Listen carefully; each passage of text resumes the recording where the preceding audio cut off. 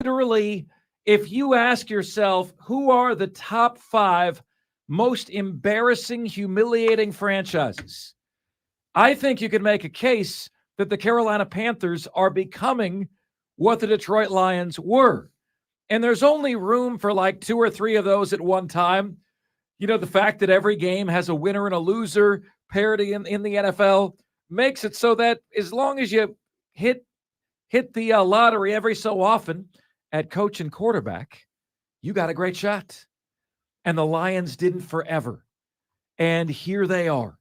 And there are an infinite number of jumping off points for us today. But I thought, what better way to start the show by paying homage to the team that I think has ripped the America's Team slogan from the Dallas Cowboys.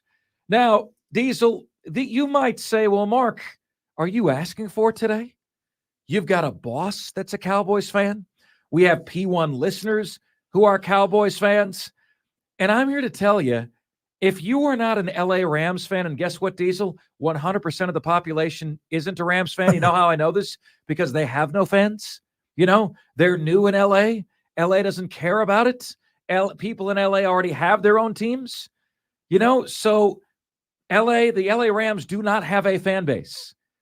And so I can say conclusively that 100% of the country was rooting for the Detroit Lions in that game. Detroit got the dub. What an amazing scene it was. You know, my wife and I were watching that game together, and she, as you guys know, and I guess it's now last year, my wife lost her dad. And he was a Lions fan. And he never got to see anything like this. Now, depending on what you say, like Angela was saying to me on Saturday, I wish, or was the Detroit game on Saturday or Sunday? She was saying, I wish my dad got to see this. And I said, babe, he is. Like, he is watching this. You know, and it's amazing to me, and I'm not sure, like, where you guys come out on that, right? I mean, I don't mean to get all hot and heavy with a religious conversation with you at the beginning, but it's like, it surprises me that, like, you know, you've got people who clearly believe, and then I hear all the time, I wish they could see this. And I'm like, how do you know they're not? How do you know they're not? How do you know he's not sitting up there with his popcorn and enjoying the show? You know, that was incredible. And certainly Sunday night, Detroit 24-23 over the Los Angeles Rams, I think staked their claim to be America's team, to be the new America's team, because we love a comeback story. And the Detroit Lions are giving us an ultimate comeback story. And they're going to beat Tampa Bay next weekend. They're going to beat Tampa Bay on Sunday. And Detroit, the freaking Detroit Lions, are going to be playing in the NFC Conference Championship game. And if Green Bay has 2 straight shocker wins in them, Detroit will be hosting the Conference Championship game. Jim Costa, host at 97 Won the Ticket, is going to be joining us in 1 hour. How about that, my friends? Elsewhere, we can conclusively say now, right? We can conclusively say this, all of us, you, me, everybody, the wall, that Bryce Young was a mistake. We can say that.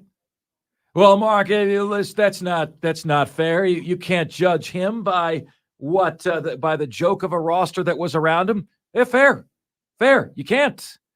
But what I can tell you is that I have seen enough from C.J. Stroud, 3rd best rookie quarterback season ever, highest rookie quarterback rating in a single game for any rookie ever. Dude is 22 years old. C.J. Stroud, 22. Highest quarterback rating in a game for any rookie all time. C.J. Stroud against the Cleveland Browns. And guys, you know, like, I've seen glimpses from Bryce Young. I certainly have. He has a really high IQ. He throws with anticipation. But to me, what I've seen from Bryce Young tells me, okay, if you got good pieces around him, he can be a 7. All right? He was a 3 this year. If you put good pieces around him, he could be a 7. So you hope that he improves by one number every year. Next year, he'll be a 4. Year 3, he'll be a 5. Year 4 will be a 6. Year 5 will be a 7. You hope he improves by one level, one number every single year. But I think what I've seen is the max out is a 7. CJ Stroud is hitting you with 10-level dimes as a rookie. Oh, my gosh, my friends. Oh, my gosh. And, it's not only are you realizing this and you're grasping this if you are a Panthers fan. Panthers fans, are there any of you still out there? Any of you free to admit that you are Panthers fans? Anybody? Bueller, Fry? I saw Rob on Sunday out at the bar, and he said, how does it feel to be free of that garbage football team? I said, it feels really good. Really good. Yeah, it does. It does. I mean, and not only that, Diesel, but given the trades that they've made, they have no coach, they have no quarterback. One could say they don't have an owner. They have no coach, no GM. One could say they don't have an owner. Outside of that, we shouldn't just focus on the good things. What a disgrace. And realize this, 1 year ago, the Houston Texans were the Carolina Panthers. I mean, Houston was set to have the number 1 pick in the draft. They threw a Hail Mary, their last play of the season. The Hail Mary was complete. They went for 2. They got that. And because of that, Houston fans were apoplectic the entire offseason. How could we screw this up? Well, you screwed it up, allowed Dave Tepper to screw it up. And Dave Tepper always screws it up. So you got the best quarterback in the draft. You made the best hire in the coach hiring process, DeMeco Ryans. You've got the coach. You've got the quarterback. Nick Caserio, their GM, over from New England, very much looks like he can find players in the draft. Very much looks like he knows what he's doing. Do you realize, my friends, that we now have 8 teams remaining in the NFL playoffs? And among them are a 7 seed who had never beaten a 2 seed. A 7 seed, okay? We have the Houston Texans, who had the number 2 pick last year. And we have the Tampa Bay Buccaneers, who are supposed to win 6 games this year. The Bucs, the Texans, the Packers, and, oh, by the way, the Detroit Lions. How about that? The NFL is getting exactly what they want. The NFL is getting all that they want. And how beautiful of a storyline is this? Cleveland versus Houston. They say that defense wins championships, right? Well, Cleveland had the best defense in the league. Who won? Did defense win or did offense win? I always like to give you guys something that you can't get anywhere else. So how about this? This was a very, very much defense versus offensive game. Best rookie quarterback performance ever. Best defense in the NFL. Number 1, essentially, Cleveland was wire to wire in the National Football League. So the adage is defense wins championships, right? Well, I'll tell you this. 4 of the last 5 Super Bowl champions did not have a top 10 defense. All 6 of the last 6 Super Bowl champions had a top 10 offense. Does defense still win championships in the National Football League? Bum, bum, ba-dum, bow. Not so much. Not so much, my friends. Houston and CJ Stroud. Diesel, who sings that song? A Star is Born. I told you before. A Star is Born. Isn't that Lady Gaga? No, I don't think so. Is that not the song you're talking about? I don't think so, but that's what I was thinking watching this team, man. That's what I was thinking. Diesel, I am a little B. Okay? I am a little B. You know why I'm a little B? Because like a sucker, I bought the Peacock for the playoff game. Like a sucker. And I hate that. because I realized while I was doing that me doing that is going to result in them doing that more often, and I will attack you on this, sir, because you were like, every team should have a dome, yada, yada, yada. You know why I bought that? Because they didn't. You know why I watched the Buffalo game yesterday? Because I didn't. You and I have determined that I am a sadist. I like to see other people struggle. I like to see what that looks like. We have Peacock because Ashley ordered something on Grubhub once. Like somehow those two were in cahoots for a while. So we ordered something on Grubhub or some grocery deliveries, whatever it was. And we got Peacock for free because of it. How about that? Yeah, dude. You know how like they make it, they're brilliant. They are really. They make it so that it's super easy to sign up and super impossible to cancel. Yeah. Like sign up is one click sign up, one click. Cancel is 100-step process, but sign up is one click. Sunday morning, I get up and I say, babe, if you don't mind, first thing I want to do is cancel Peacock. Like I know we just bought it, but I want to cancel it because otherwise, you know how they get you. Like we don't remember that we have it. Oh, it's only $5.99. We watch it so often. I only got it to watch the game. That's it. So you should tell her you got 36 hours. Watch everything you want to watch that's on here. You got 36. Yeah. And then we're canceling it. Yeah. Yeah. So anyway, Tua had never played in freezing temperatures. Tua, when Mike McDaniel scripts the first half for him, has a 115 quarterback rating. When the script runs out in the second half, he's got an 84 quarterback rating. Dude is two completely different quarterbacks depending on what half it is. Have you ever seen anything like that? Right? And again, we said, in the last analysis, Cleveland, Houston, offense, defense, Kansas City, Miami was number 2 defense of Kansas City and versus number 1 offense of Miami, and defense won. But really, as well as I do, the weather won. You know that as well as I do. That was a weather-scheduled loss. And guys, I don't know about you, I freaking loved watching football in the elements.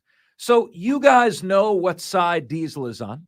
Okay, Diesel says all cold weather cities should have a dome. And you know what side I'm on. I am the sucker who is willing to buy a streaming service just because the game that I'm about to watch is played in 30 below. 30 freaking below. So what you're saying is you're not even there for the football because generally speaking, most of the time, football in that weather sucks. Lots of running the ball, no passing, lots of fumbles because it's really cold. You would rather you're just there for the weather. Why don't you just watch the Weather Channel instead? Diesel, I'm there to watch millionaires suffer. Okay? That's why I'm there. I'm there to watch them struggle to keep warm in brutal conditions and watch them try to do their jobs. Okay? Like what? Watch them try to do their jobs. Diesel, it would be like you and me trying to do a show with a bunch of people throwing water balloons at us, which I guess happens figuratively every single day, right? But if this window was open and people are chucking water balloons at us the whole show, hey, let's see how you do your job. You have a major distractive force going on. You've got dangerous conditions. I couldn't take my eyes off it. I was transfixed. Did you guys see Patrick Mahomes' helmet broke because of the weather? And people were all over the NFL about that. They were saying, dude, like if you're playing in temperatures where the equipment designed to protect these guys is not functional, why are you playing in those temperatures? Oh my God, it was freaking incredible. It was amazing. It was unbelievable. Can you guys believe all that you saw? It was just, guys, I mean, I can't believe how awesome the NFL was this weekend. And then I thought the fact that the Buffalo game got bumped to Monday was even better. Because if you were like us, you had a holiday yesterday. Were you guys off yesterday? Yay or nay? I wouldn't rub it in our fans' faces. No, they weren't. They weren't do that. But it worked out beautifully, Diesel, because you had 2 games a day for 3 days. 2 games a day for 3 days. And You could hop on, you could hop off. It was freaking brilliant. I mean, I thought this weekend was the NFL at its absolute best. And say what you will, I thought the storylines were so compelling that I don't think there was even one clunker to be had. Not a single clunker to be had.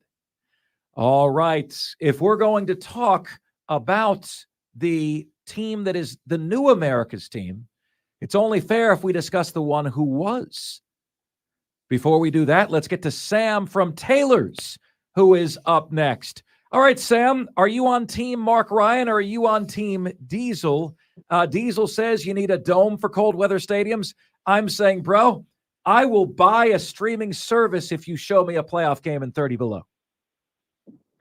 So, Mark, I'm definitely on your side. I've been down in South Carolina for about 4 years. Before that, I was up in upstate New York.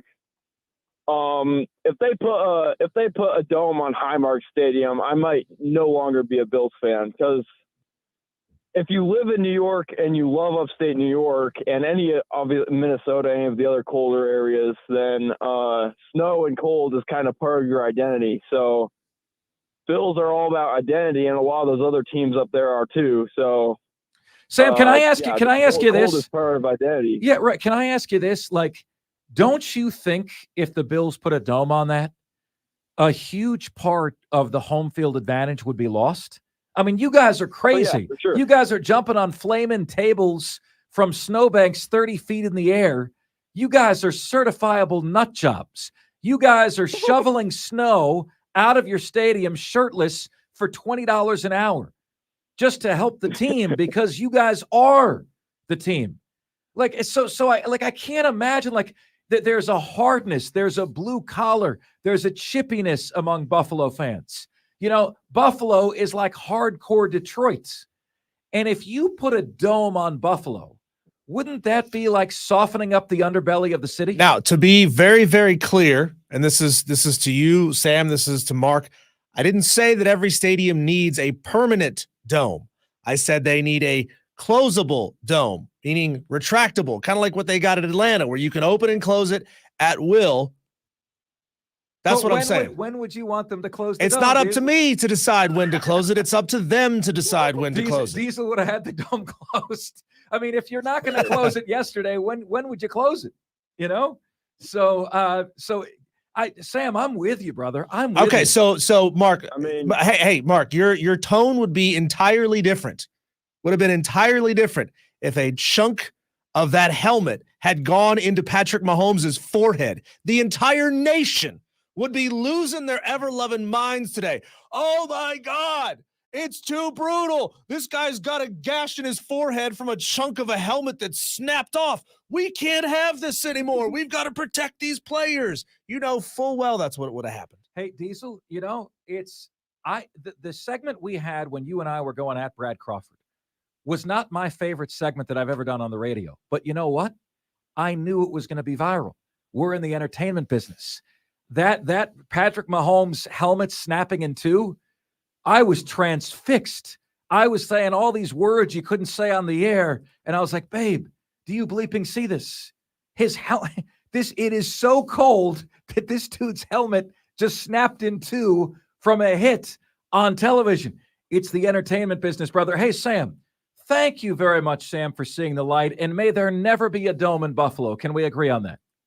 Yes, sir. Hey, you guys have a good one. Thank you very much, buddy. I appreciate that. The elements are an absolutely beautiful, beautiful thing. All right, guys. If we're going to talk about the team who is now America's team, it's only fair if we discuss the one who no longer is. That, my friends, is next. And this is the most interactive sports talk show anywhere. It's Offsides. Mark Ryan and Diesel.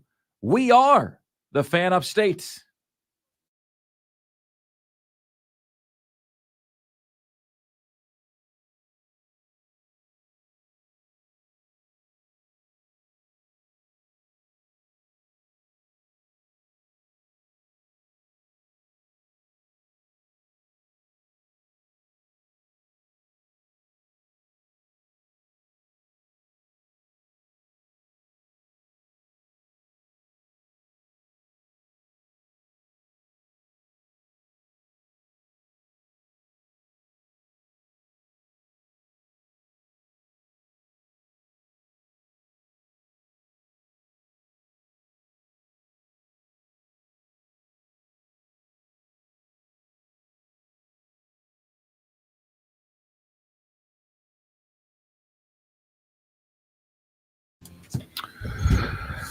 It's Offsides. Mark Ryan and Diesel. We are the Fan Upstate. Guys, I've been having an issue with my voice lately. And so you might hear me.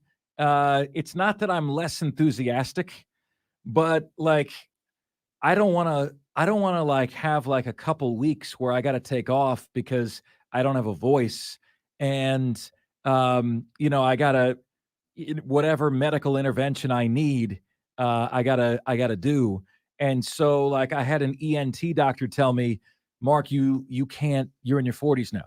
You can't do to your voice. You can't abuse your voice the way you could when you were younger.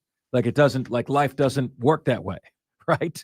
So you might hear me try to work like I'm still shot out of a cannon when the show begins, and like the way I'm feeling on the inside is what's good, my friends. But the reality is the voice isn't going to hold up to that anymore. Like 4 hours a day, all day, every day. I feel like for the most part, it's back today. But gosh, man, like this weekend, it was like I swallowed a bag of gravel. It was insane, incredible. Guys, what a weekend for the NFL. Let's check in and see what you guys are saying. Texter says, it was amazing to see the Lions win. They had fans crying. They haven't ever seen that. A+ story for them. Amen. If by week 6 of next year, Young hasn't improved, then BY is labeled as a bust. Ryan Leaf 2.0.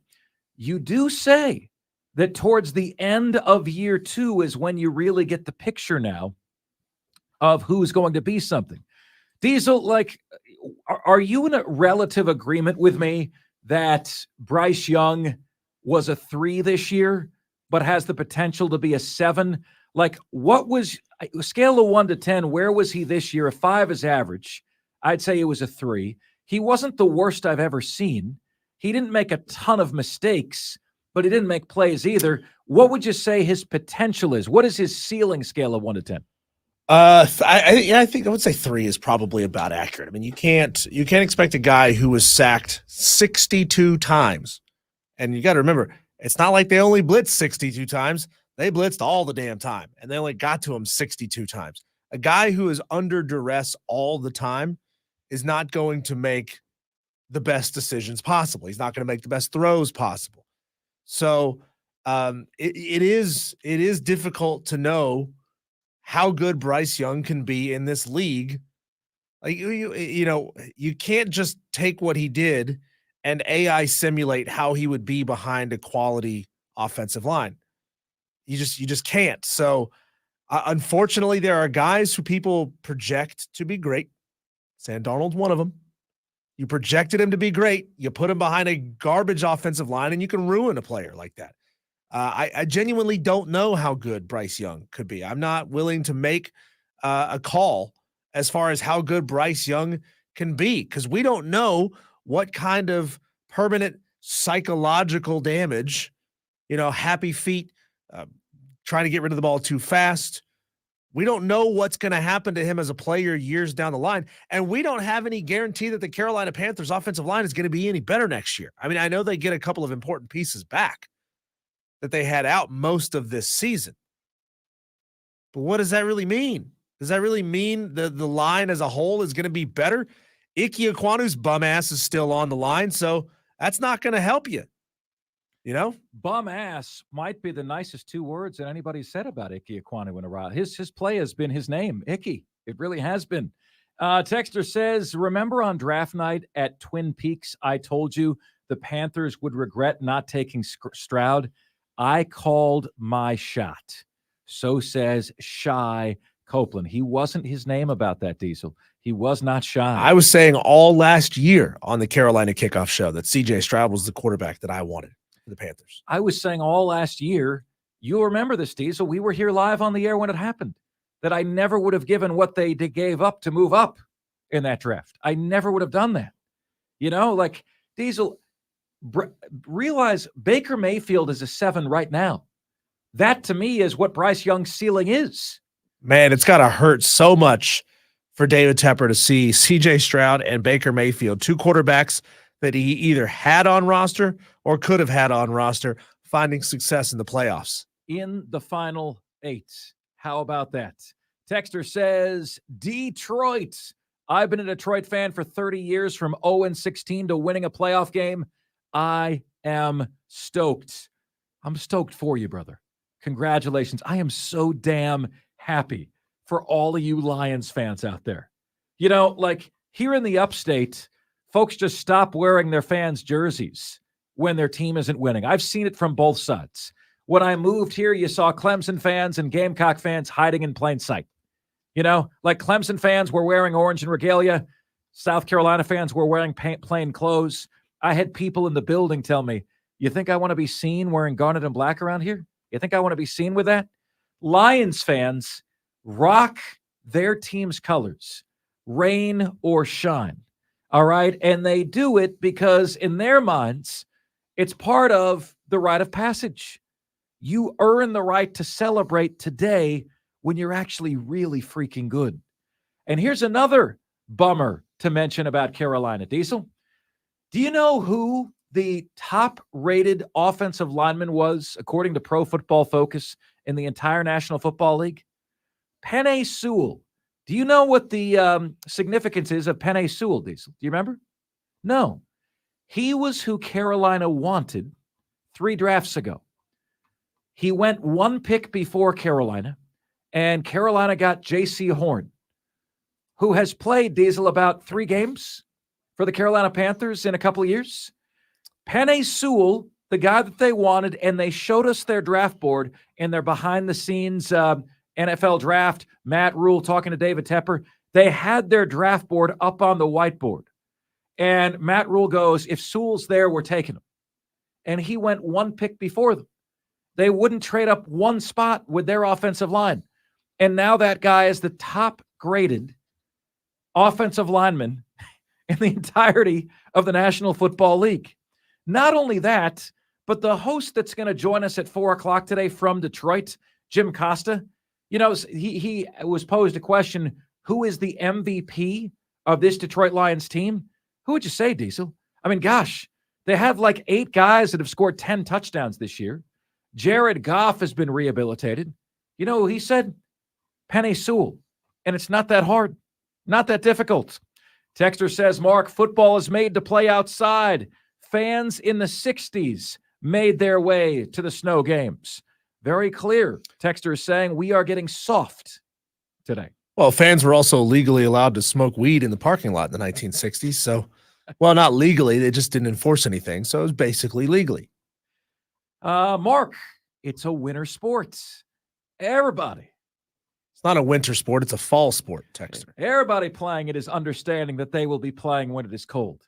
If they're making millions of dollars a year, I would expect them to play in the elements. Duke Power cable people, they don't make millions of dollars a year, and they work in the elements. Why would it be any different for them? Amen. No lies detected, no disputes found. Texter says it's a bad money decision to not have a dome. Only dome stadiums and cold weather games will ever host a Super Bowl for the first time ever. That's true. That's true. I mean, wouldn't Buffalo, New York love to host a Super Bowl? Wouldn't Minnesota love to host a Super Bowl? Guess what? Never going to happen. For the most part, though, Diesel, that was never going to happen anyway. Why? Because they for the most part, they schedule them in all warm weather cities. Well, why do they schedule them in warm weather cities? For the most part. But why do they schedule them in the warm weather cities? Not just for the game. But why do they schedule them in warm weather cities? So that you degrees. don't have garbage weather like this for the Super Bowl. Well, yeah, but it's not just the game. Okay. It's everybody. So the texter who made my point, thank you. It is a bad money decision to not have a closable roof on these stadiums. Again, I'm not saying that it has to be a permanent dome that is affixed. I'm not saying that. It needs to be a closable roof so that in the most extreme conditions, you can close it. Because thousands of people choose not to go to the games. You put players at unnecessary risk of playing in extremely adverse conditions. But if that's not, I mean, if you, I get it, Mark. You want to see rich people get hurt. You want to see these rich whiners get hurt and have to be miserable out there. And that's cool. I mean, if that's your bag, go right ahead. I'm just saying it's a bad financial decision to not have a closable roof on these stadiums. Texter says Super Bowl 52 was in Minnesota. Texter, did you hear me say for the most part? No, for the most part. Texter says, with the team Carolina had this year, they should have sat Bryce Young and let him learn and have the backup quarterback take all those beatings. Gosh, we got 3 different Yahoos saying Minnesota got the Super Bowl when every single time I said for the most part. Do we understand what that means, ladies and gentlemen? For the most part. Go and look at who's gotten the Super Bowls historically. For the most part. There are no absolutes in life. For the most part, they set it in warm weather cities, not just for the game, but for the people's enjoyment of activities in and around the game. Let's see here. There you go. All right. Texter says, man, I have a similar issue with the voice. Got to rest it through. That's what I'm thinking, brother. That's what I think. And I think I got to just turn down the throttle a little bit. You know, like I got to convince myself that the show doesn't lose anything when I'm not like jumping out of my skin. You know, like you guys are here for the content, not for me to like strain, you know? I think he even said, Mark, like you should not be on the air like you are on the toilet. You should not be straining, okay? No strain. Wait, you strain on the toilet? Sometimes. Ugh. Yeah, sometimes. Sometimes, Diesel. It's the closest thing to childbirth men will ever get. You know, men will ever be, right? 844-326. I don't know that you've ever pushed out an 8-pounder. 844-326-3663 is the number to get to us on the show this afternoon. Guys, freaking Dallas. The freaking Dallas Cowboys. How do you even explain this? And, you know, amazingly, and somebody's going to have to tell me why on this. I can never remember what boy band sang that way back in the day. In Sync, wasn't it? Wasn't it? Yeah. Explain to me why there are 5 teams that are lining up to go speak to Dan Quinn. Somebody explain the why on this to me. Why are there 5 teams waiting to line up to speak to Dan Quinn? The Green Bay Packers just hung 48 points, 415 yards of offense on his defense. And his defense in that game produced 0 turnovers, caused 0 turnovers. I mean, must-win game against a 7 seed. And mind you, ladies and gentlemen, a 7 seed has never beaten a 2 seed. It literally never happened before this game. Never. A 7 seed scored 48 points on you. Produced 415 yards of offense. You generated no turnovers whatsoever. And you got smoked in your own house. The game was over in a blink. Have you ever seen a game or witnessed a game that was more damaging? A single game that was more damaging to the team playing in it? Ever. You know, like we said, man, they've got to find a way to win. That, you know, they always choke in the playoffs. And this is why everyone always says, when somebody shows you who they are, believe them. Believe them. Guys, I root for humanity. Okay, I do. I don't root for people to fail. I would rather have young people, head coaches, succeed and me be wrong. Okay, like I'd rather have Bryce Young become a 10 and be even better than CJ Stroud if it means he's successful. Because if I'm wrong, it hurts me very, very slightly or not at all. If I'm wrong, it means Bryce Young has had an amazing career. I want to be wrong. I don't root for Dak Prescott or Mike McCarthy's legacies to be cemented as choke artists. I don't root for that. Yet that is unanimously where we're at when they go out there and crap the bed to the degree that they do. And they do this every single bloody year. I don't know how you bring Mike McCarthy back to that. I don't know how you bring Dak Prescott back to that. As a matter of fact, let me channel the PA announcer for the Dallas Cowboys right now, next year, starting at quarterback for your Dallas Cowboys, number 15, Trey Lance. Lance. There's your starter next year. I don't know how you run this back. Can you imagine if a Cowboy posted a video saying, let's run it back? Run what back? Run what back? This was your year. You were 8-0 at home. You averaged 30 points a game. Dak Prescott had more touchdown passes than anyone in the National Football League. This was your year. And when it mattered most, you guys crapped the freaking bed. I mean, I don't even know how to explain what happened to people. Do you? Do you? I mean, consider this for a minute. Dallas was top 5 in total offense this year. Okay? Number 5 in total offense. Dallas was number 5 in total defense this year. Top 5 in total offense, top 5 in total defense. Guess who else was top 5 in total offense and total defense? Nobody. They're the only team in the NFL that was top 5 in total offense and total defense. You got Dak Prescott handing the Packers the ball. Here, I don't want it. You guys take it. You got a defense that has been top 5 all year, fails to freaking show up when it matters the most. The only team in the NFL, top 5, total offense, total defense. That's an absolute bleeping disgrace. And who picked the Dallas Cowboys to win on Friday? Was it me? Yeah, it was you. Do you have the audio of that?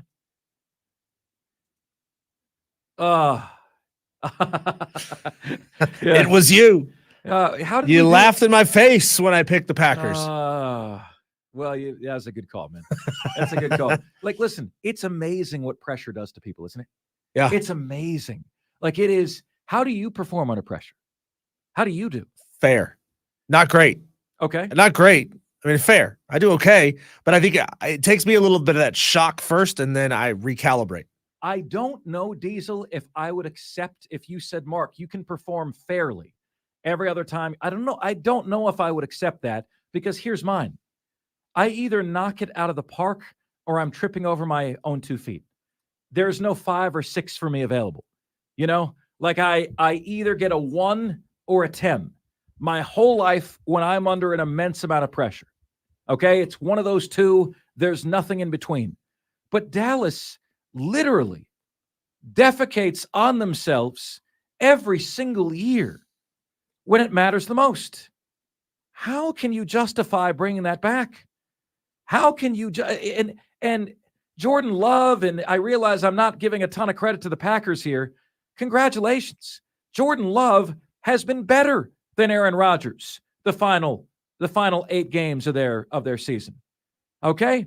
6 of their final 8 games, Jordan Love had very strong showings. Very, very strong showings. Final 8 games, Jordan Love, 18 touchdowns, 1 pick. Brother, how about that? How about that? But this isn't about Green Bay so much as it is Dak Prescott handing the game to the Packers, and then this vaunted Dallas defense, they're on the milk carton. If anyone's seen them, please contact your local authorities. We're concerned for their well-being.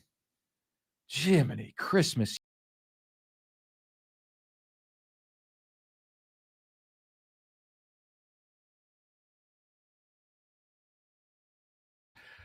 We go to the Motor City. In the next segment, Jim Costa, full-time host, 97 Won the Ticket, joining us up next. I got a really cool honor to tell you about in the top 5 at 5 today. Really, really cool honor.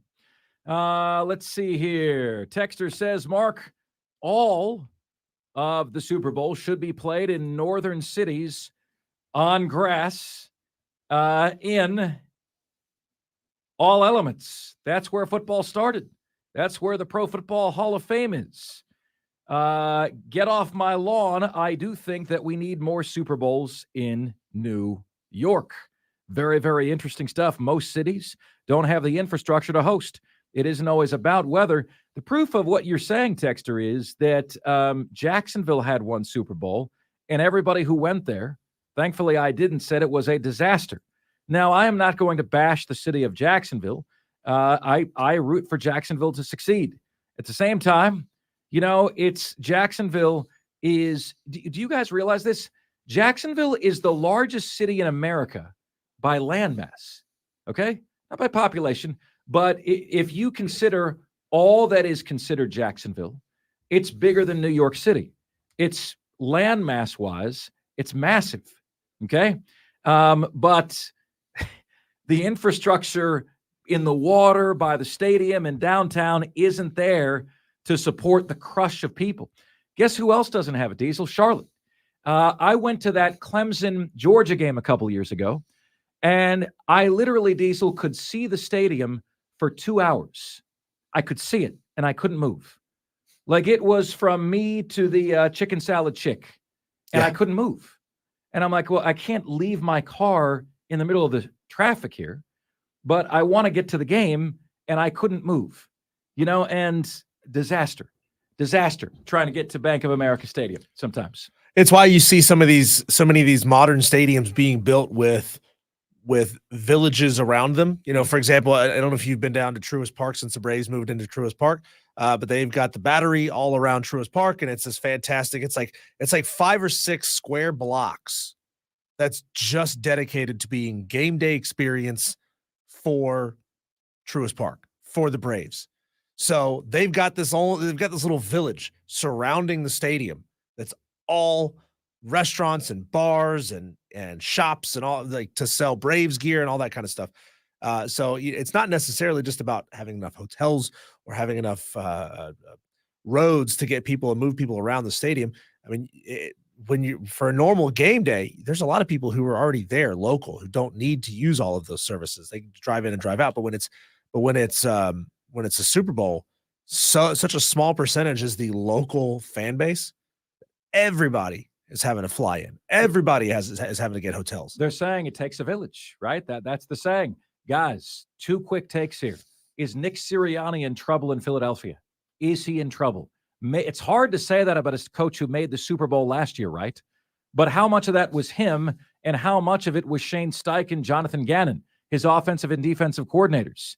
They're saying he's lost the locker room in Philadelphia. They lost 32-9 yesterday in a game they were favored to win by 3.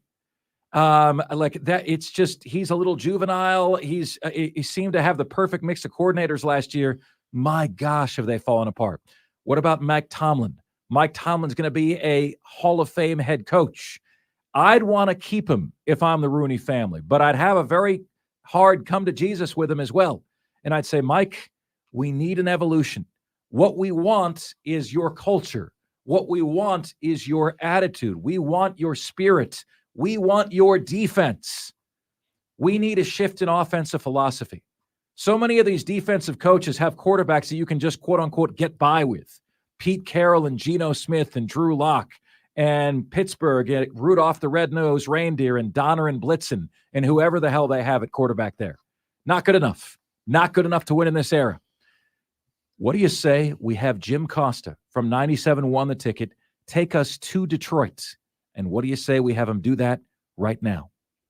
When we come back here on Offsides, we are the Fan Upstate.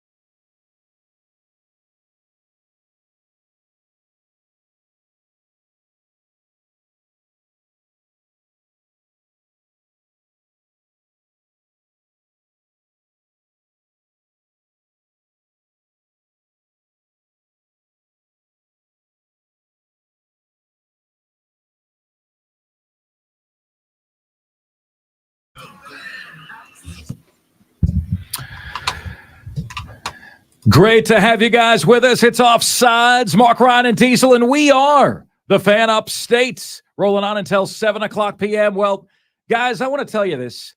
I believe that all of us were rooting for Detroit. The Rams don't have a fan base, okay? Los Angeles has the worst fans of any city in the United States of America. They have too many other entertainment options to be good. And so I really think that we as the best country on earth should not be beholden to a crap franchise like the Dallas Cowboys who always lets us down. Whoever came up with the slogan America's team anyway, because for me, this weekend, it was the Detroit Lions.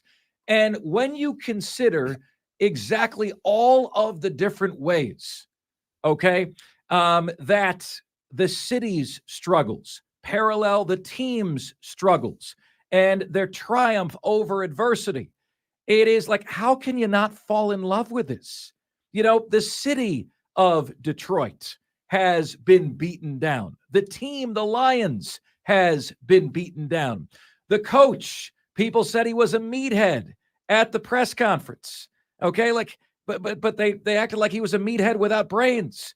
Picked on, right? Oh, this will never work. The quarterback kicked to the curb. Does that not embody the spirit, the comeback spirit, the resiliency of Detroit? Have you ever seen a team and a city have more parallels, be a more perfect match and relationship than that team is to that city? I think it's one of the most beautiful things we've seen in recent sports history. What say you? Joining us right now is an incredibly talented host for 97.1 The Ticket, one of the heritage blue blood. We talk about blue bloods in sports, one of the blue blood American sports stations. And he's a full-time host there. Jim Costa joins us right now on the show. Happy New Year, Jim. Great to have you with us, my friend. Jim, can you take us there to Detroit? What is it like to have the first playoff win in 31 years? What's it like right now? 32, but who's counting? It's a great time to be in Detroit right now. I can tell you, being at that game on Sunday night, it was emotional. You had grown men welling up as the Lions confronted their history and came out of it a brand new franchise, a team that found its way into the second round of the NFL playoffs, and they're not done yet. They're not. So when you go to work today, when you are out and about in the city, what do you notice, Jim? Can you bring us there? Yeah, I mean, you know how this goes in any city where there's an NFL team. You lose on Sunday, it kind of lingers in that hangover, and everybody's in a bad mood. And it goes the same way when you win. Everybody's in a great mood. I mean, coming into the building, high-fiving people, just a different level of energy right now. And yeah, I mean, people are in such a great mood, and this is something people have been waiting for. I mean, when we say 32 years, I will be 31 next week. That is something that I have never seen in my entire life, a Lions playoff win. And to do it at home, to do it in front of the fans, I mean, even if you were alive the last time, your life is fundamentally different today. I mean, you may be a father or grandfather. You may have lost a father or grandfather. So there's a lot of generational, thoughts as the Lions fans celebrate this one. Jim, now Carolina Panthers fans have not experienced the generational suckitude that Detroit Lions fans have had. However, so long as the ownership is who it is, I don't see it necessarily a big upswing anytime soon for the Carolina Panthers. So what advice do you have for the fans who are here in South Carolina and North Carolina on how to deal with a team that gives you nothing the way the Lions have for such a long time? Yeah, I mean, listen, I think for a while we used humor as a coping mechanism. You know, if you make fun of it, you laugh instead of you cry. But I don't know. I think what kept, just speaking as a Lions fan, not speaking for the whole fan base, I always felt like the suffering adds a bit of the character and makes that climb to the top that much sweeter. And I can tell you, most cities, when they win a playoff game, they don't act the way Detroit did. I'm not ashamed of it or anything. I think it's incredibly touching how this city was able to kind of galvanize around this team. And it means more because of the losing. And I think if you approach it that way, you tell yourself, hey, you don't have to defend the team when they do dumb stuff. You certainly don't have to be a blind fan, but you don't stop being a fan. And it does make the moments where you win that much sweeter. Jim Costa joining us, 97.1 The Ticket in Detroit on a glorious day. Jim, my opening little salvo here, have you guys, I'm sure you've thought about that as well, just all the different ways that the team parallels the city, that this team and the chip on the shoulder and the disrespect to so many different players parallels the chip on the shoulder that the city feels. Can you speak to that and just that perfect relationship, that perfect fit that exists there?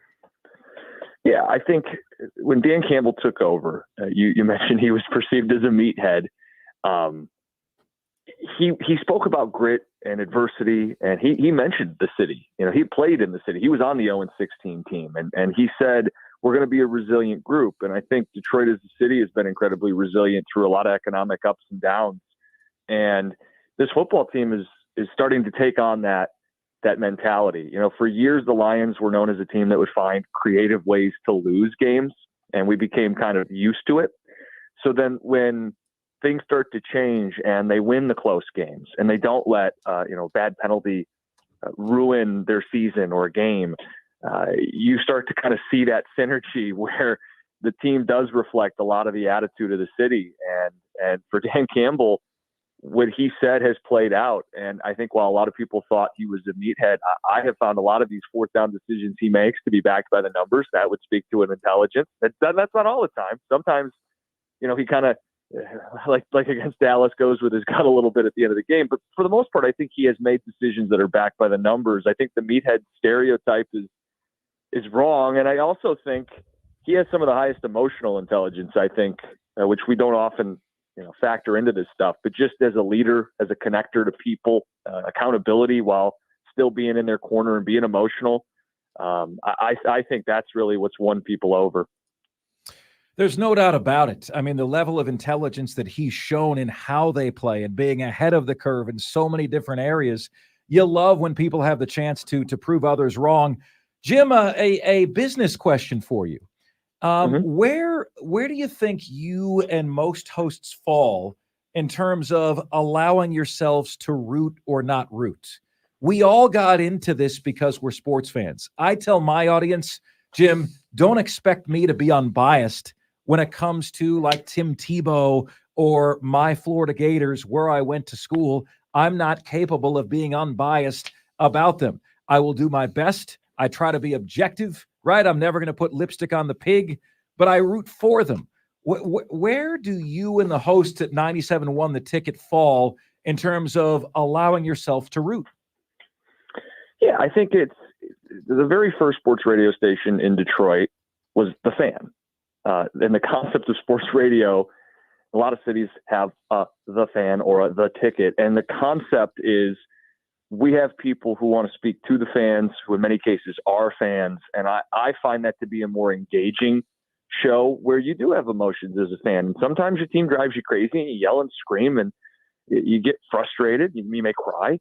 Other times your team wins and you celebrate those wins. And I think that's a more honest, authentic radio show. Now, every host is different. We got guys on our station that aren't Lions fans, and that's true who they are. I think it's just important to be authentic with the audience. I mean, when a team's good, fans are going to celebrate. And I don't think there's anything wrong with having a station that represents that with the hosts on the air.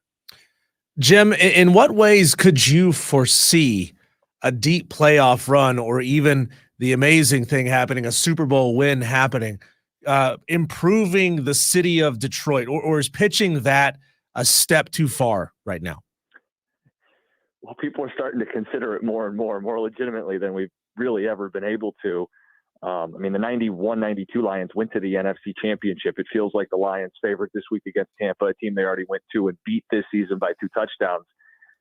I think there's a belief they're going to win again this week. And then the thought is you get into the game with San Francisco, right? You got 60 minutes. You get into the game with San Francisco. You are one win away from going to the unfathomable, the Super Bowl. And I truly don't know what it would look like. I I mean, you could try to picture it, but it is such a foreign concept for us that I think it's one of those I don't really want to picture. I just want to let it, if it happens that way, just kind of like eyes wide open, take it all in.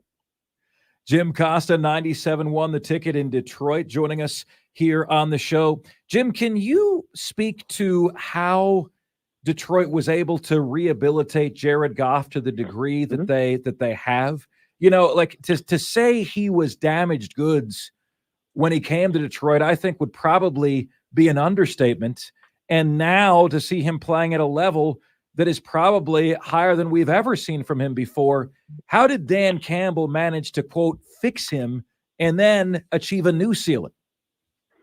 When he left Los Angeles, he was viewed as kind of a throw-in to the deal, right? Yeah. Detroit got 2 first-round picks, a third, and, oh, by the way, you have to kind of take on Jared Goff's contract. And I'll just tell you, the belief with many fans, myself included, was that he was a bridge quarterback, right? That he bought them the flexibility to take a couple years and clean out the roster, and then it would be time to move on from the guy. Well, in that time, you're right, rehabilitation is a great word for it.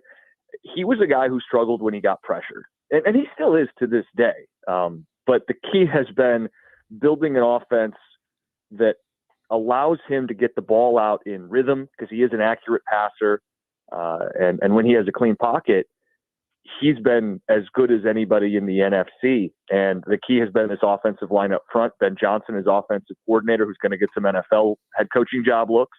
But it's a system that's designed by running the ball, play action, getting the ball out quick, putting him in positions where he doesn't have to sit into a pocket and try to get to a third read and try to buy time with his legs. It's really been a great marriage, as he is a guy too, by the way, that has displayed resilience in his career. You think about the Cal team that he initially played for in college, where they were when he got there versus when he graduated. He was part of that Rams team that was no good in St. Louis, and by the time he left, they were in a much better place. And I think it speaks to, maybe while there are physical limitations, mentally, he's always been a pretty resilient dude. Where do you predict Ben Johnson will end up? Oh, man, I just saw that the Seahawks requested an interview with him, and he has more than a handful of interviews that he could take. And I was immediately stopped in my tracks because I hadn't really considered them.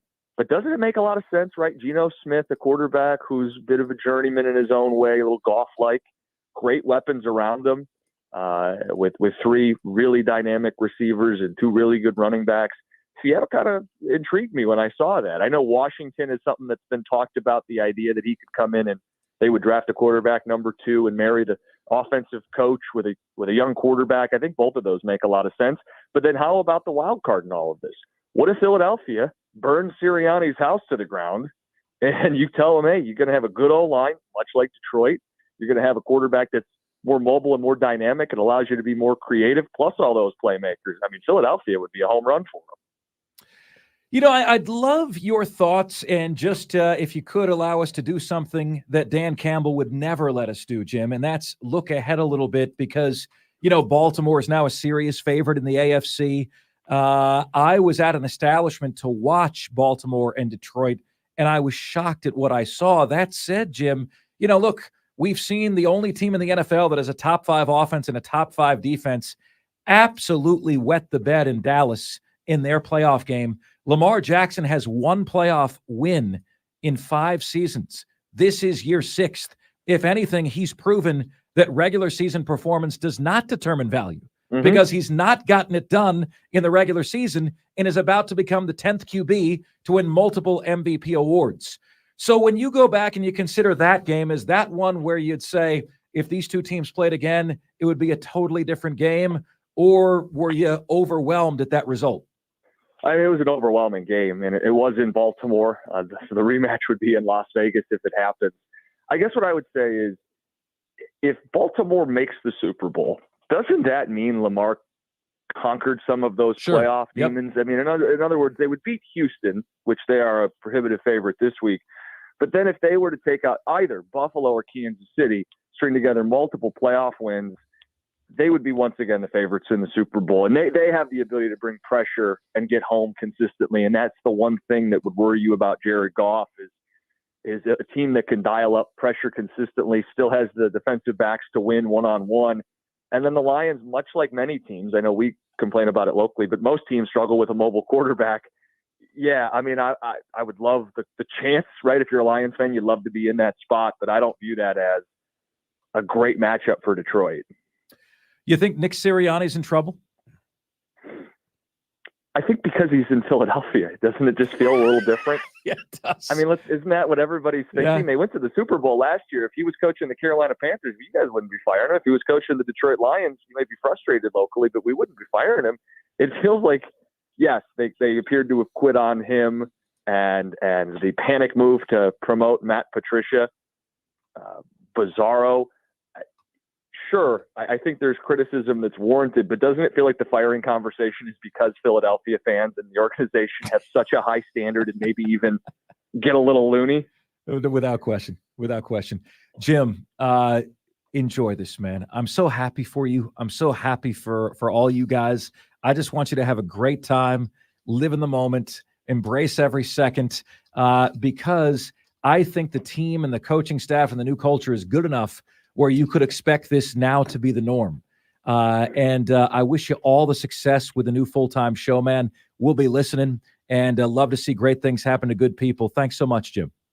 Yeah, appreciate it, guys. Love that the Lions are getting love down in the Carolinas. There you go. So, thank you. You got it. Jim Costa, host 97.1 The Ticket. Follow him on Twitter at the same name. Jim Costa _ is where you can get to him.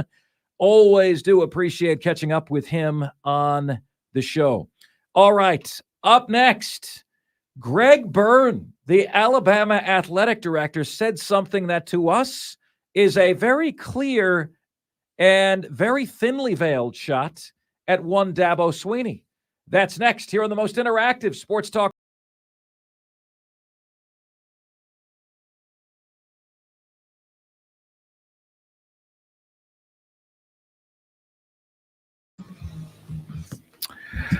It's Offsides, Mark Ryan and Diesel. We are the Fan Upstate. Wonderful to have you guys with us. So, my friends, I want to open this segment with a little personal story. Okay, so, gosh, this was 2 or 3 years ago. And I asked Diesel on the air where I need to get better. And Diesel, I said, look, man, let me have it. We're on the air. Let's show everybody that, the MO of the show, which is we bring you behind the curtain. We always tell you the truth.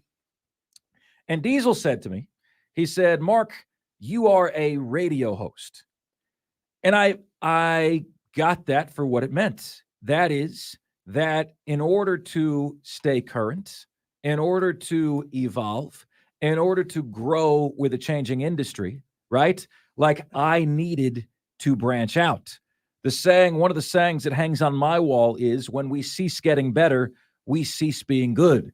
There's a lot of old hats in this industry that feel like still they're doing their job when they clock in and they clock out. No, man, in today's day and age, you got to deliver content as often as possible through as many mediums as possible.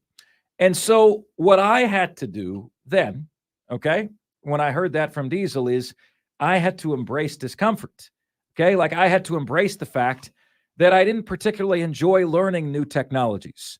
I didn't particularly like doing things differently. As a kid, I kicked and screamed when my grandmother changed around my room or when I had to do this. Like I've never been a dude who likes learning how to do new things. I don't. I like to figure out how to do them, and I like to keep doing them that way. And I'm not going to say that I'm there yet, okay? I'm not going to say that I've arrived. One of the things I love about this business is that you never arrive. But I never forgot when Diesel told me that. And it's a priority. It was a priority then. As you guys know that listen to the show day in and day out, we collectively, as a show, hit over 100,000 downloads last year. Okay, you can't do that if all members of the show aren't on board with, embracing new technologies, getting things out there on new technologies, and it's something we still work on. But the attitude is, right? The attitude is Yeah, man. Like, we have to fish where the fish are. We have to deliver content as often as possible through as many mediums as possible to be successful today. So now you guys see us on YouTube, right? Now we're not just radio show hosts. Now we're TV hosts.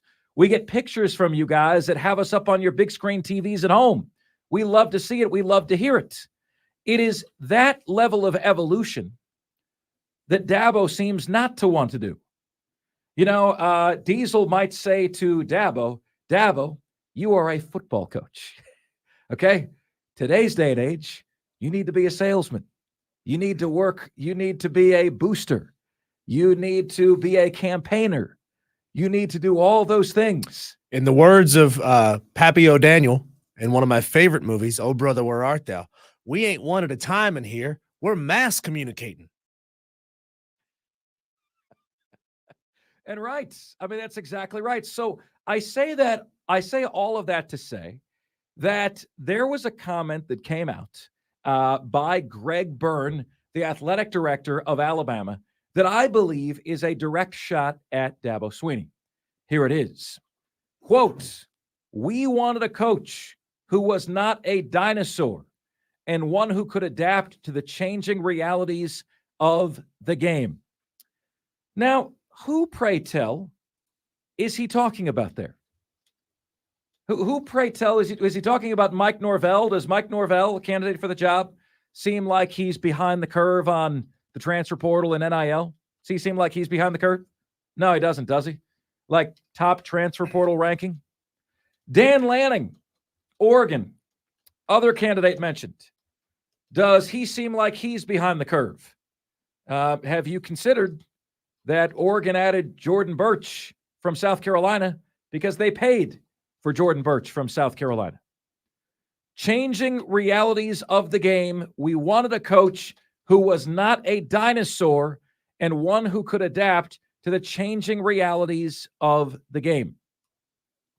Now, some people believe that they have confirmed that Alabama reached out to Dabo to have a conversation with him about the opening. Okay? That's polite. That's courteous. Okay? Many of us have had conversations about job openings that either we knew we wouldn't accept or we knew or they knew that they wouldn't offer us the job, right? Many of us have had those conversations. Sometimes you learn something about somebody. Sometimes it's a conversation for a potentially future opening, but not that opening. Sometimes it's just out of respect. Dabo, let's just say it, okay? He had a conversation perhaps with Alabama out of respect, all right? Now, maybe Alabama knew they weren't interested. Maybe they were interested. Maybe Dabo wasn't interested. Maybe Dabo was. The conversation didn't go very far. Now we have Greg Byrne making the comments that he did. And Brad Crawford, 24/7 Sports, said if Alabama offers Dabo the job, he is going to accept. Brad Crawford came out and said that. Works for 24/7 Sports. Doesn't mean he's right, but it is something he said. And I'd like to ask you guys this question, okay? How much longer are you okay with Dabo doing it his way if there are no more national championship games in Clemson's future? Diesel, for those Clemson fans who want to win titles again, this is setting up to be a pretty frustrating era. And I'm going to tell you why. The ACC sucks, as we all know. The All Cupcakes Conference is back alive and well. Early season success against the SEC notwithstanding. The ACC, for all its glory, could not get, for the first time, an undefeated conference champion into the college football playoff. They had teams with losses that were selected over them. It is not hard to go 10-2 in the ACC. And if you go 10-2 in the ACC, that could very well get you into the 12-team playoff. And then Clemson could get run when they're in the 12-team playoff. And that's why it creates potentially a frustrating future and a frustrating reality for those Clemson fans who have a higher bar than that, right? They're not interested in being top 12. They're not interested in making the playoff and getting run. At Clemson, you're either in the playoff at 12 teams or you're not relevant, right? That's the reality. Yeah, the question is, how long are you going to let Dabo Swinney have his Dabo Swinney vanity project and do it his way? Like you said, if it's not winning titles, there's a lot of Clemson fans who are treating this kind of the way, pre-accusations, pre all the negative stuff that came out, the way Penn State fans felt about Joe Paterno. Well, he won us a bunch of games in the past, so we should just let him have this as long as he wants. Well, really? Because by the end of Joe Paterno's stint at Penn State, they weren't relevant. Nationally, nobody cared, and they're still fighting to get back. They're still fighting to get back to national relevance. There's a lot of fans who would say maybe Penn State necessarily hasn't had that much national relevance to begin with. But is that what you want Clemson's football program to become? Penn State. This insular, we love our guy. He's been our guy for a long time. I know he hadn't won anything in a while, but man, wasn't it great 30 years ago when he was winning titles? Right. Is that what Clemson fans want to let Clemson become? Like, think about it this way. Think about where you were with Tommy Bowden. Are you willing to let your program get back to the Tommy Bowden era? As all you Clemson fans were thinking, oh man, 1981 was great.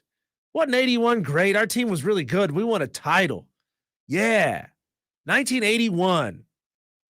And you were thinking that way in like 1998, 2000. What year did Dabo Swinney come to Clemson? Oh, I want to say 2009. Okay, so 2003, you were still feeling that way. 2005, you were still feeling that way. Do you want to go back to that feeling or not? That's the ultimate question. Do you want this program to fall back to Tommy Bowden level, Tommy Bowden era levels of And Dabo Swinney, let's confirm this, Diesel. 2008 was his interim year. 2009 was his first full season at Clemson. This is not one of these comments that we are making that are seeking to alienate Dabo even more. It is simply an honest question, seeking an honest answer, because I want you guys to know Greg Byrne is talking about Dabo here. He's talking indirectly about your coach, but it is pretty damn direct if you ask me, because the only person on the candidates list for the Alabama job that would have fit that description is Dabo Swinney. He's been coaching a long time. He's digging his heels in. We had Don Munson say on this show, look, Brad Brownell will take part in bidding wars for players. They bid on Joe Girard. They won the bidding war. Dabo's not going to do that. Why? I don't know. You know, like it sounds like he's telling you why Dabo was not his first choice. Now, if you're a Clemson fan, you're thrilled because maybe, just maybe, Dabo's reticence to get with the times and stay current is why he's still your coach, right? Maybe that's why he wasn't Alabama's first choice, and Alabama didn't throw him a blank check that Dabo Swinney could not turn down. But look, guys, it's an honest question seeking an honest answer. And I think really the right way to answer this, okay, is with a number. The question is, how much longer are you okay with Dabo doing it his way if there are no more national championship games in his future? And it's quite possible that every single Clemson fan out there has a different response to this. Let's hear it. 844-326-3663. That's 844-FAN-PHONE. That's 844-326-3663. That is the number to get to us on the show. And renewal, it's the renewal by Anderson of the Carolinas Fan Phone. There you go. Let's read some of the responses that are already coming in. ACC Jim says, only coach in the country to win the college football playoff and the Cheez-It Bowl. So, yeah, I'm good with it his way. Let's see here. In all kinds of weather's a Gator guy says, I'm not a Clemson fan, but if I were, I've already hit my limits. I'm done. I'm out. I thank him for all he's done, shake his hand, wish him well, and let him hang around as an ambassador. But the program needs new leadership. He simply isn't equipped to lead a program in the NIL era. Clemson Addict says he's had more success in a 5-year window than we've had in 130 years before him. The job is his until he wants to leave. 8-4 used to be a great season for Clemson. He set the standard. I'm frustrated, but we need to remember where we came from. Everything else constant, John Sully says. Never any NIL oversight, then I'm okay with it. If there is any adult-level oversight in the future and the playing field is leveled somewhat, then no, I'm not okay. Dabo will need to adapt. Right now, Clemson has 0% chance to match dollars. Gray Thompson says, I still kind of love it. After all, he had unprecedented success without ever having a top-ranked class, and the ACC is still a vastly more favorable path than most. Besides, can you imagine the first portal player being anything but the most scrutinized player in Clemson history? Best is the standard says we are entering uncharted territory in college football. No one is guaranteed any playoff appearance, even if you do, like FSU did. How you quantify success when you are on the smaller side of the large elite powers. Hartwell Island says, I want Dabo till the ends of time. KJ says, Dabo can do what he wants. He's earned that. Already had more success with this program than anyone before him. Jay Bray says, to answer specifically, I would have demanded answers the 4-loss season this year. I think if they aren't at least back to 10 to 11 wins in ACC championship level in 2024, I would demand change in staff and portal attitude.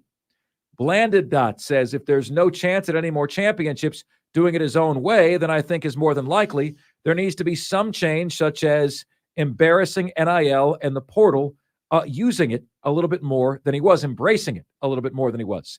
And finally, Landis Williams says, I've been a Tiger fan since 1977. After the 81 title, I prayed to see one more. I've seen 2. I would rather see young men learn life's lessons than continue to entitle them. The world of college football sucks right now. I can see Dabo walking away soon. Sangreal just says, I just want to get back to 10 and 11 win seasons. And the Grant Reed, this is Grant and Five Forks Diesel, who did a hell of a job last week. Yes, he did. Hosting. He said, I honestly hoped Alabama would offer him the job. College football has passed Dabo by. He gets 2 more years tops. Yeah, I don't want Clemson to end up in a place where when we talk to Lawton Swan about basketball, he says, who are we going to get? Look, there is no guarantee that if you moved on from Dabo or if Dabo moved on from you, that you would get another guy who would win you national championships. It's never a guarantee. Let me say that again. It is never a guarantee that your coaching hire is going to be a home run hire. What I will say is that the iron is never going to be as hot as it is right now. There's still this aura around the program, but it is fading fast. Now, you guys have this nostalgic bubble around it in your brains. We read like half of those people were saying, well, we won some titles. We had a great 5-year run, man. Life was good. So we'll just let him ride this as far as he can. Why? Like, you guys realize that winning now is fun, right? Isn't future winning more fun than losing and being nostalgic about winning in the past? Don't you want to win some more? Yeah. Diesel, can you imagine them ever saying that to us? They would never say that to us. They would never say, well, guys, you guys took us to downloads totals that we only could dream of before you guys did a show together. You guys took us to endorsements that we could only dream of before you guys were partnered together. If we started sucking, the answer wouldn't be, hey, stay as long as you want because of what you already did for us. It's only about what you continue to do. It only should be about what you continue to do, not what you've done. Okay? It's, that they're banking on continued success, as they should. I don't take offense to that. Guys, we had a rating book here where, we were number 2, men 25 to 54. Okay? Number 2 to the late Rush Limbaugh. We had a rating book where we were number 2 to Rush Limbaugh. That had never happened here before. Okay? And that doesn't mean that we should get the Dabo answer that you guys are giving him right now. As long as he wants. But we will underachieve given our talent forever. As long as doesn't mean that. Mark, have you ever seen The Wolf of Wall Street movie?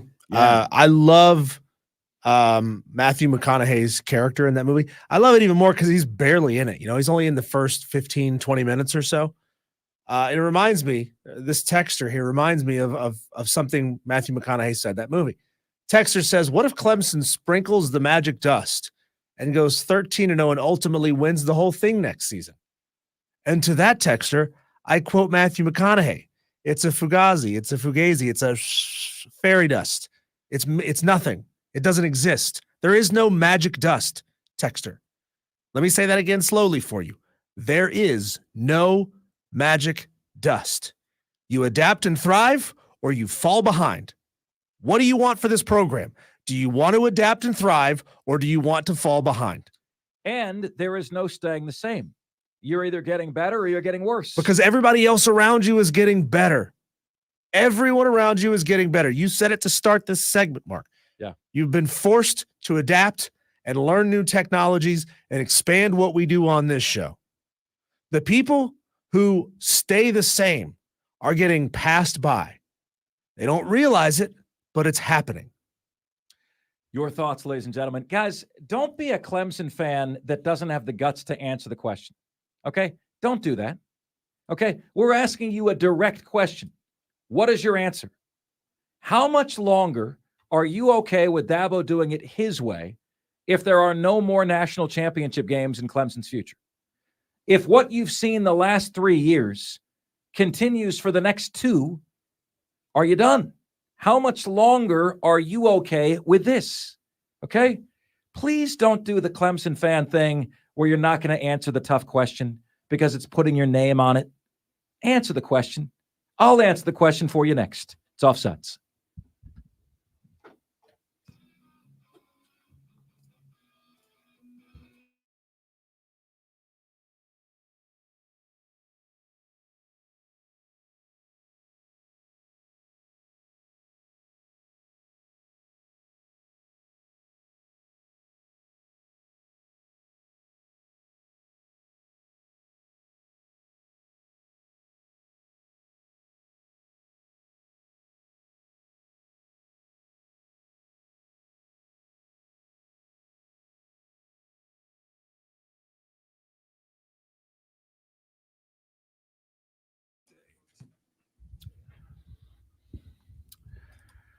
It's Offsides. Mark Ryan and Diesel. We are the Fan Upstate.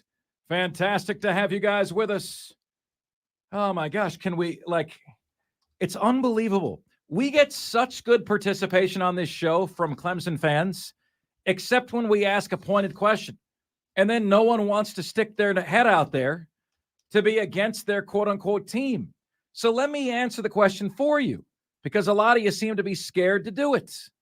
How much longer are you okay with Dabo doing it his way? My answer, in the next 2 years, I need to see the following. I need to see at least one ACC championship and one expanded CFP berth to justify continuing on this path. Next 2 seasons. Okay? If I don't get both of those, they can happen in the same year. There can be one year, one the next year. Okay? But if I don't get both of those in the next 2 years, there is a hard conversation that has to take place. And that is, Dabo, we need to get with the times. We have seen consistently that, strolling into games with 18 and 19-year-olds going up against 23-year-old transfer grad students is not working for us. Ladies and gentlemen, you know this answer as well as I do. Would Clemson have lost to Florida State if they used the portal and Florida State didn't?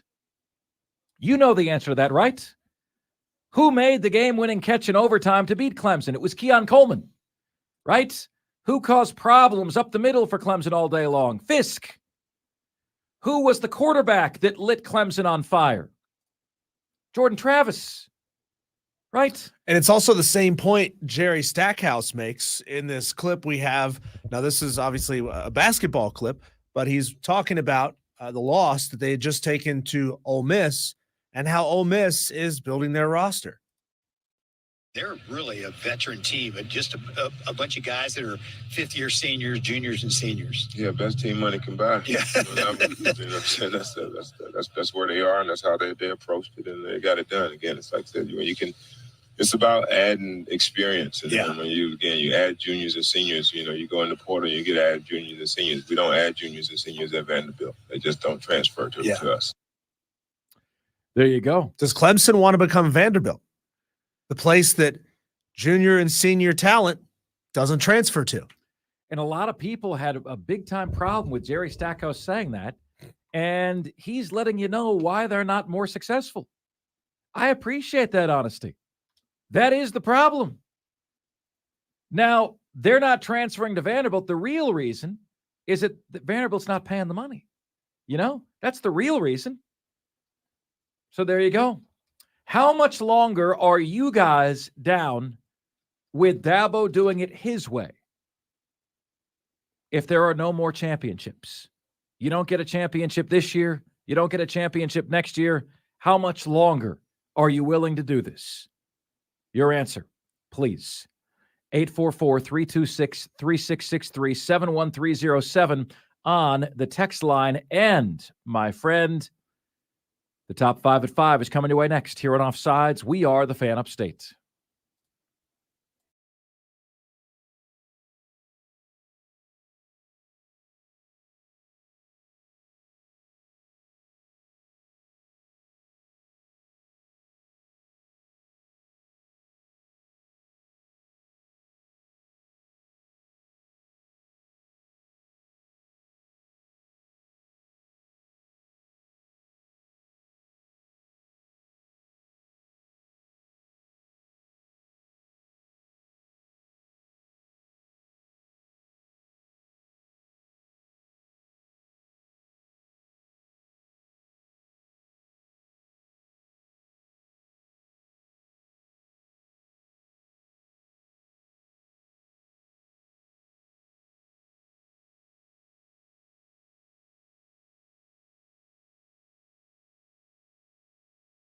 Seven o'clock p.m. today. Fantastic to have you guys with us. Can you guys do us a solid if you're listening right now and you are on Twitter or X as they call it? Could you send Diesel, myself, and our station a follow at the Fan Upstate on Twitter, at Diesel on Radio, I before E on radio, Diesel on Radio, at MARC RYAN on air. That's at MARC Ryan on air. If you're listening right now and could click that follow button, we would love to have you guys on board. Had a chance, guys, to sit down with Hall of Fame head coach Dick Vermeil. We're going to share that interview for you in the next segment. Diesel has let me know every Tuesday. Diesel and I do a Diesel and Mark's top 5. It's a different top 5 category each week. We've done top 5 favorite movies, Diesel. What else have we done? You remember? No. I don't remember either. We've done a lot of different top 5s, but today, Diesel's choice is what? Top 5 hottest cheerleaders in college football. This is why I don't give Diesel the choice a lot of times, ladies and gentlemen. This is why I don't do that. But we will play along top 5 hottest cheerleaders, cheerleading teams in college football. But is it a sport, Diesel? That's another question. Is it only if somebody's playing defense? That's right. What are you going to say? Only if somebody's playing defense. Oh, I got you. Okay. All right, my friends. You guys know how you can take part in the show today. Did you also know that you can download us on Google Podcast and Apple Podcast? Just do a search for Offsides with Mark Ryan. You will find us right there. Did you know that you could be looking at us, our ugly mugs, on YouTube right now as well? We're live on YouTube, my friends, at the Fan Upstate on your YouTube app. All right, we'd love to have you on board right there on YouTube, at the Fan Upstate on YouTube. Madcraft, you're just trying to hurt Mark's feelings. Madcraft says Florida would be lucky to win 5 games in the ACC. Come on, man. Come on. Really? Really? I mean, that's what we're going with. No, I think Florida in the ACC would be very similar to what Clemson has been the last few years. Just as honestly as I can possibly put it. I think they would be right about what Clemson has been the last few years. There is a difference there. And please, let's not act like there isn't a difference there. Please. Really. Well, the hard time now is let's just run this out hypothetically. If Florida were to announce that they were leaving for the ACC, you would predict, there's going to be a lot of winning in our future, right? Because the ACC is weakened. We've got SEC money. We've got SEC facilities. We've got SEC talent. The problem is most of that talent would transfer, and I think you would have an ACC roster a lot faster than you previously would. That's maybe the case. Hey, here's the case. It's time for us to do the top 5 at 5, the top 5 biggest sports stories of the day, the top 5 topics we're discussing. Ladies and gentlemen of the Upstate, Offsiders, the top 5 at 5 starts right now. And now, the top 5 at 5. And 5, 4, 3, 2, 1. Hit it. 5. At number 5 today. What do you do if you're Jerry Jones after the Dallas Cowboys' complete and total collapse? Are McCarthy and Dak gone? Because it's not all on Coach McCarthy, is it? And why is there so much interest in the defensive coordinator, Dan Quinn, who has already failed as a head coach, blew the biggest lead in Super Bowl history, and whose team gave up 48 points?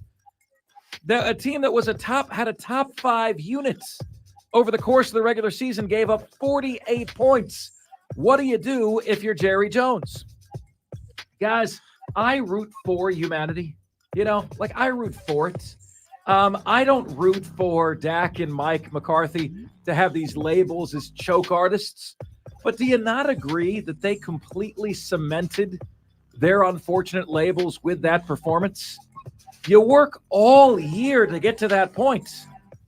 Dak hands the ball away. The defense doesn't show up. You allow 48 points. The fan base is filing out in the middle of the third quarter, but we shouldn't just focus on the good things. Let's give credit to Green Bay, shall we? Jordan Love, the last 10 games, has been better than Aaron Rodgers his last 10 games in a Packers uniform across the board. More yards, better completion percentage, better passer rating, more touchdown passes.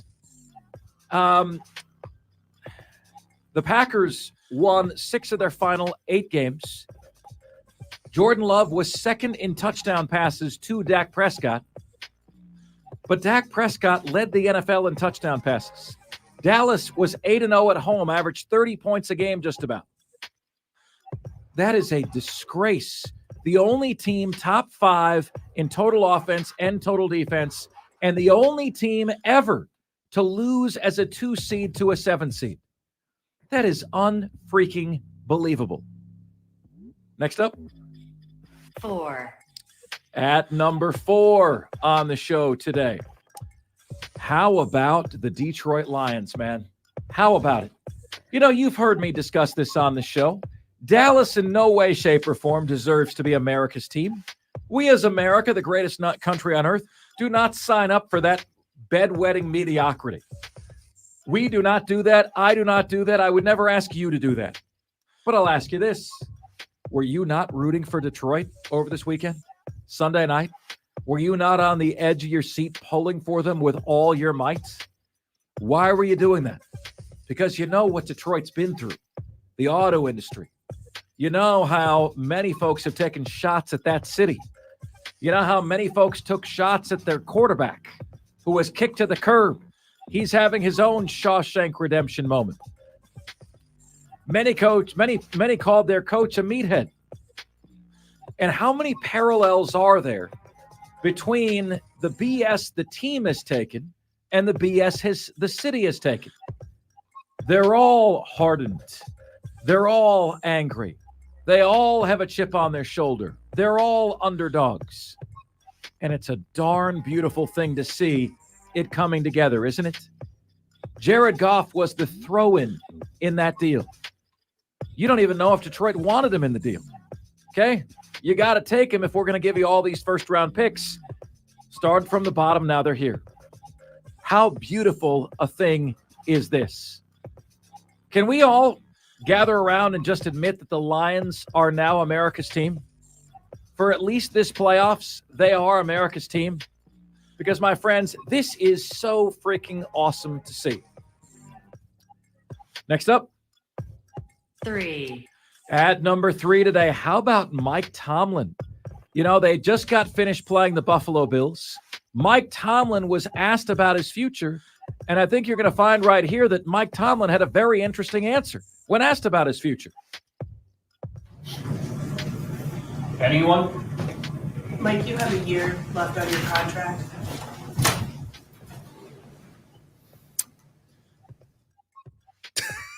What you can't hear there is he walked off the stage. He left. You have a year left on your contract. He gone. Peace. He's gone. He's out of here.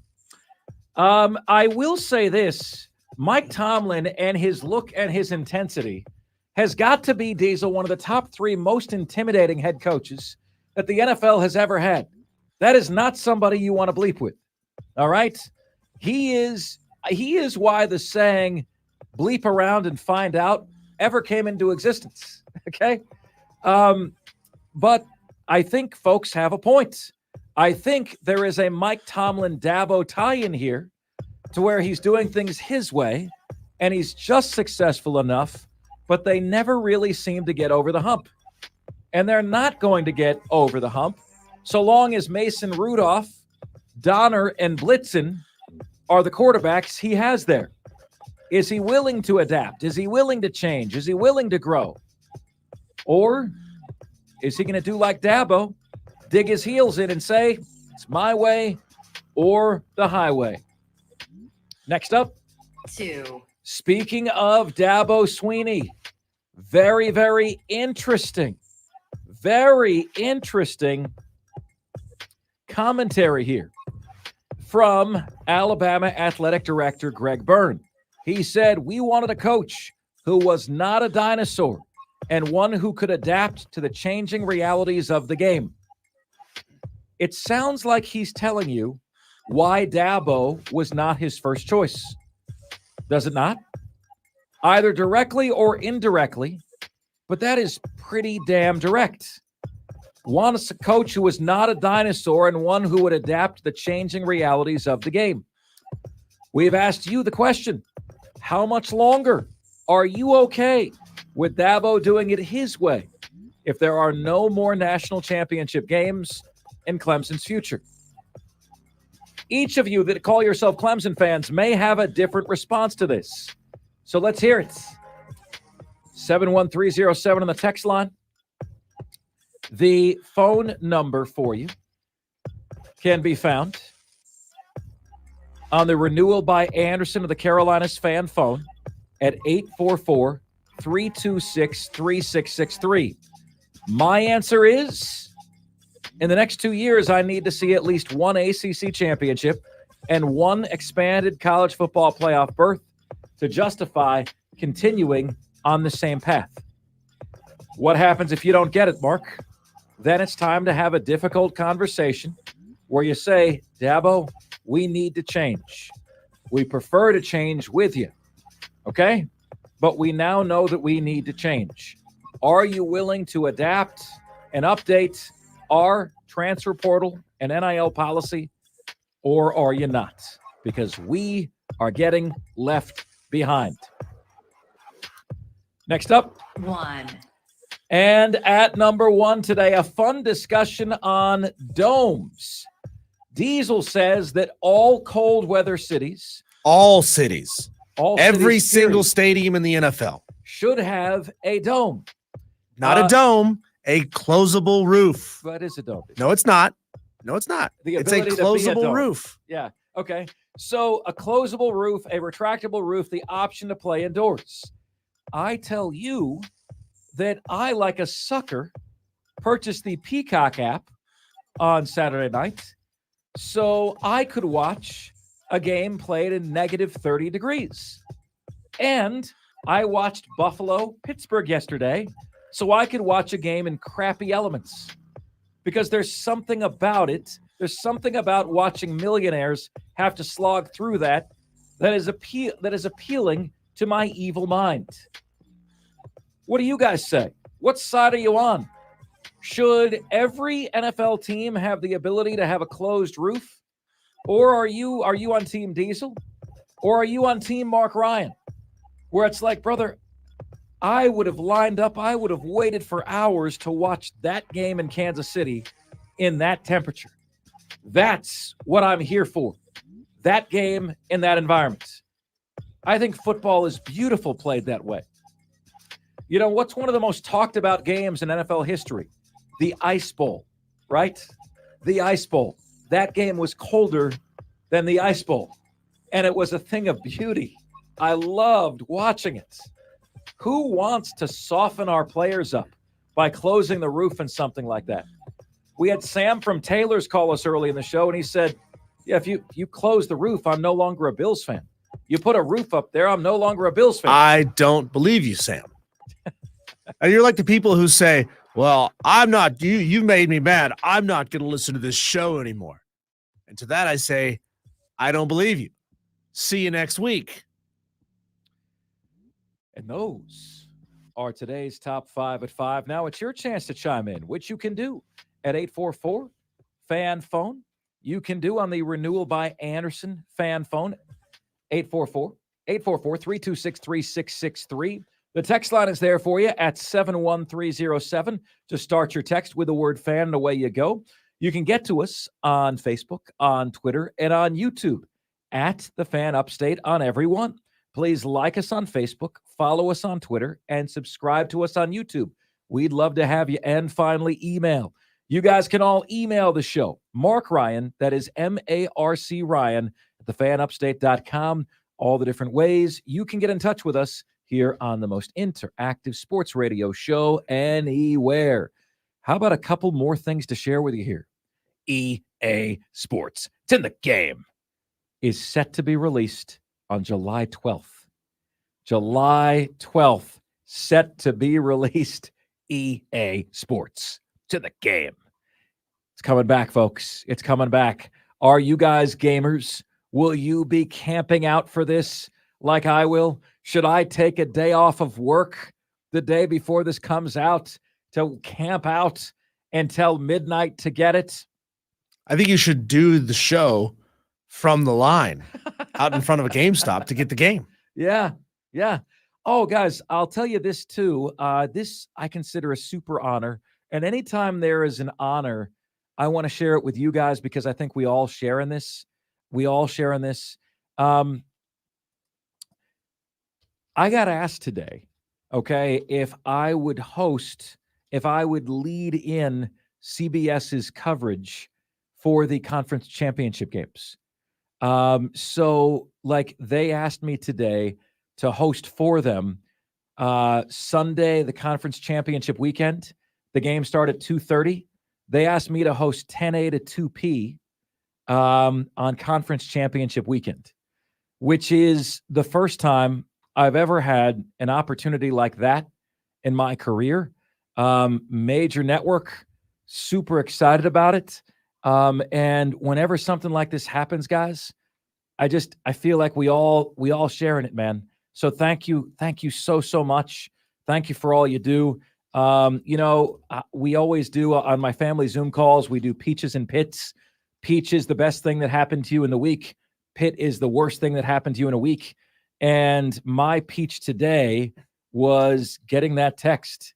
Mark, we'd like you to anchor our network conference championship pregame if you would be so inclined. And I said, are you kidding me? Would not miss it for the world. All right. Thank you guys so much for your support in getting us to this point. Means the world, man. Means the world.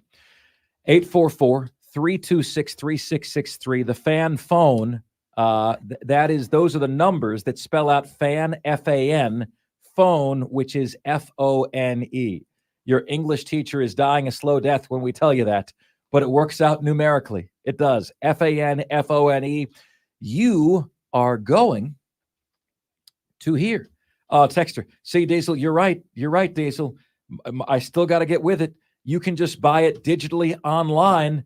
That's true, Texter, but I buy the game because I want to be able to trade it back in. Doesn't it take like 5 hours to download a game that big? 5 hours to download a game, Diesel, and then you have nothing to trade back in. You know, nothing to trade in. How do they do that? Do they like start if you pre-purchase the game before it comes out? Let's just say it's a midnight release. I'm making this up off midnight release.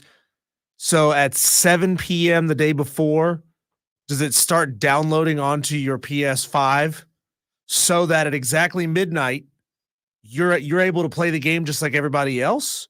Or do they make you wait a couple of hours to download the entire game to start playing? Because then you're at a disadvantage. Let me tell you what us losers do, Diesel.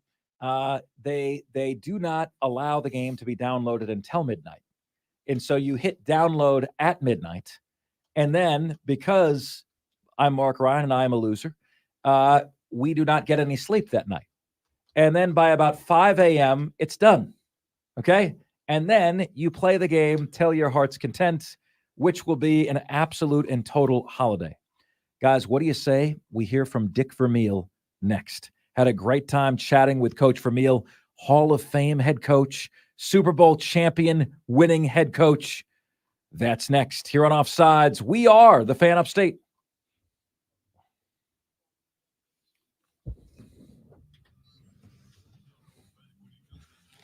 All right, Stream, thank you for being on the show with us again today. Making it big. Share this thing out, man. We're going to have it edited down with the commercial breaks cut out here in the next 30 minutes or so. It takes a little while to process before I can start that process. But do me a favor. Share the stream out to somebody once it's posted. Tell them, hey, this is what you missed on the show today, and that they should be here tomorrow to watch it live. Or not tomorrow to watch it live, Wednesday to watch it live. That's right. Guys, you're the best. Thank you so much for all that you do and for tuning into us every single day. We love you. We appreciate you more than we could ever put into words. We will see you soon. Take care.